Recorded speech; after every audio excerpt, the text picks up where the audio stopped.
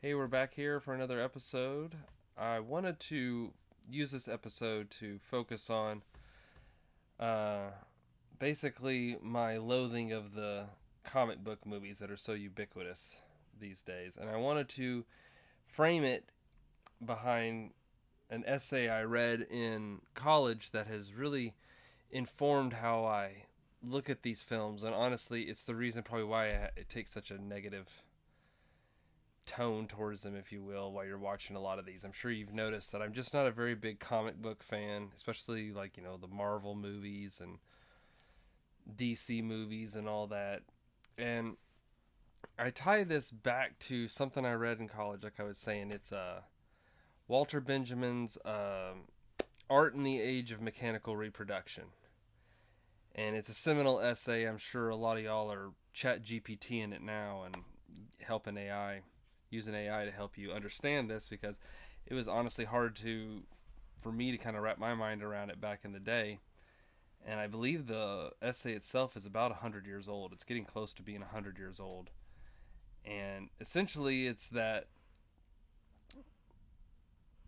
the mass production of art detaches itself from the unique context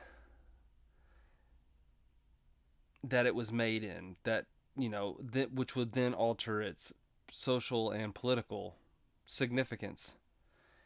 And essentially, that means that the more something's mass produced, or the varying shades that it's filtered through, it can affect the power that it from what it once had.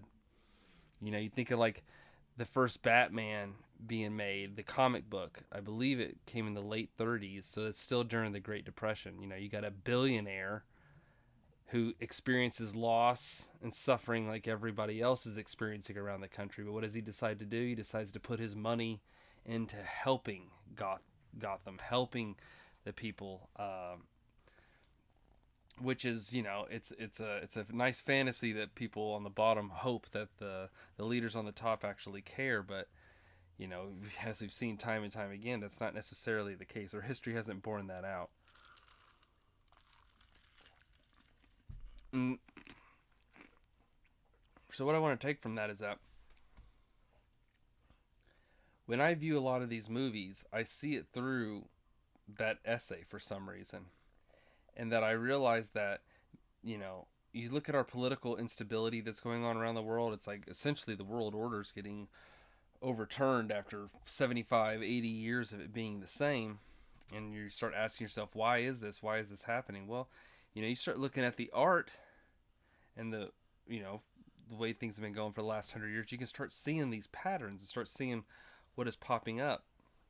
And it used to be that you could have, a family, like one studio would make a family drama, would make a screwball comedy, maybe a couple documentaries, invest in some avant-garde experimental couple films, and then they'd have their big tentpole summer blockbuster film. The one that they threw a lot of money in, that's expected to bring a lot of money back.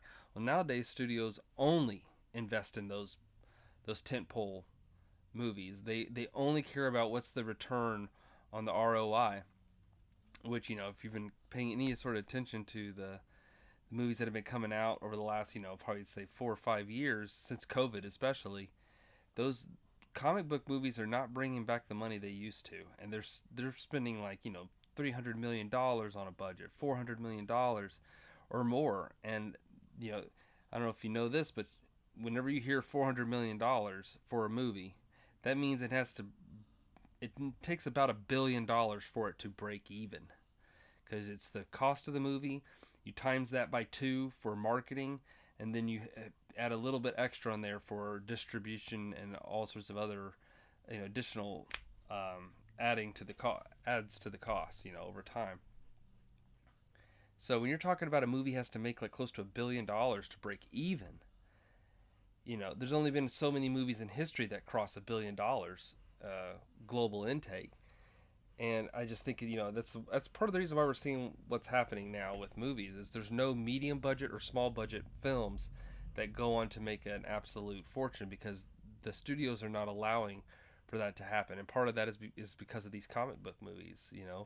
It's become the safe thing to do. Like, people want to see their spectacle, and they want to invest in this multi-year storyline that all comes together, and however it's going to come together. And I think that truly that has a direct tie to our politics, to what's happening now. People are looking for a hero. People are looking for Iron Man or Superman to come out of the sky and make sense of all the problems we have on Earth, all the problems that we're dealing with war and famine and political instability and all these sort of things. Like, somebody can just wave their little wand over it and it'll all be better. And I think it's very telling. You could use Batman, for instance. When the first one came out, and I'm excluding the show. I mean, shoot, we can start with the shows actually. So, starting in the '60s, it's so tongue in cheek. If you ever watch those Adam West shows, it's like, Joker goes to punch somebody, and you'll literally see a title card, "Pow, wow," and it's just zany. It's supposed to be funny. It has absolutely not taken itself seriously. It's like, this man is dressed in a bat costume. You cut to Tim Burton in the late 80s, early 90s with his take on it. It has, the Tim Burton feel to it. It's very carnival-esque and kind of dark around the edges, but it's still holding to that zaniness of, like, this is ridiculous. There's a billionaire who spends his day fighting crime, or sorry, not day, spends his night fighting crime, and then during the day he's Bruce Wayne, the head of a multi-billion-dollar corporation, and the philanthropic stuff he has to do to maintain his secret identity, being Batman. Well, then you cut to Christopher Nolan's. All of a sudden, this is post 9/11, super dark. Everything's so serious. The stakes couldn't be higher. He has to go. I think of like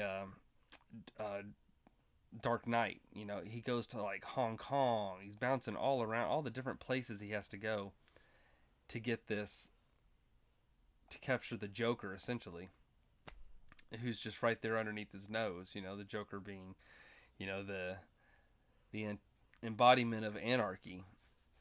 And he's like, I will protect the city from anarchy. And it's very telling in that movie that the big scene that comes through when Lucius Fox, played by Morgan Freeman, leaves him whenever he turns on the apparatus to essentially do sound sonar around the city to find out where the Joker is. Well, basically that turns everyone's cell phones into a spying device. Patriot Act, that's what was happening after 9/11. So it's a commentary on that. You give away a little freedom for security you shouldn't expect either, according to Benjamin Franklin. So you cut that to now Matt Reeves. The the Batman is even darker. Now he's depressed.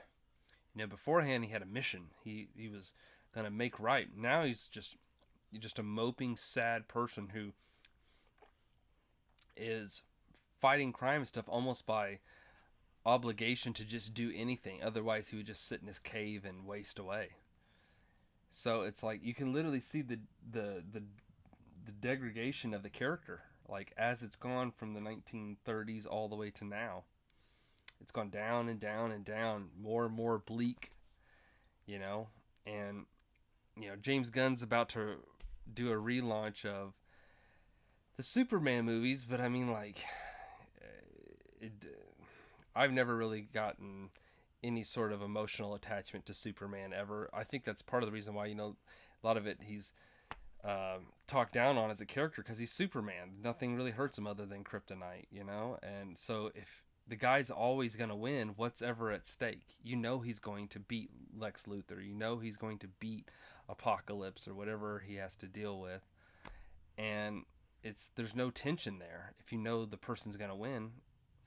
So I say this, and I will include that article, that Walter Benjamin, Art in the Age of Mechanical Reproduction. I'm going to include that in the description and down below too, because I really think that it's something that you should at least try to read or put through ChatGPT to help you, like, understand why it's so seminal important, because it's literally played out in real time, like what has happened, what he said would happen. Once you start replicating something, it loses its aura. It loses what made it so unbelievably cool the first time you saw it, or moving, should I say.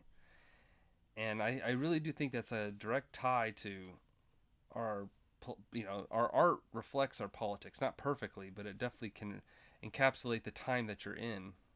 And if all we're obsessed about now is, someone with a cape coming in and saving the day, then we don't have to do any of the hard work ourselves. We don't have to confront, bad patterns or, biases we have against, certain ideas or other groups or anything like that. It's like we don't have to talk to one another because it'll all be sorted out for us by this demigod will come down and make sure that we all understand. And I think that tossing the keys to the future to something that's not real is not healthy, and it's why we're seeing a lot of the things we're seeing. I mean, obviously it's not directly tied to just a comic book, but I'm just saying that deference to hoping somebody steps in and fixes the situation rather than you having to roll your sleeves up and help fix it yourself is a big part of the issue. And while I don't really care for most comic book movies ever, and, now that I've gotten older, especially, they are resonating less and less and less with me. I could care less, but there is one I didn't want to just. And then there's a couple others that I've enjoyed too, but this was one I wanted to highlight because I think that this has been one of my favorite films of the 21st century. And I rewatched it a couple years ago, and I was like, yeah, this is a really good movie. And I was shocked to find out it was based on a graphic novel. I didn't know that. And at first I was like, oh, I don't know why I thought that, but I had the initial reaction of, oh, it's based on a comic book, if you will. But I think that if done well and done with true authenticity, that you can use comic books and you can use these graphic novels as a really good source of inspiration for your stories, and they can tell a true story about mankind and what we're going through, and not just I feel like say a lot of these Marvel movies are literally just a fireworks show.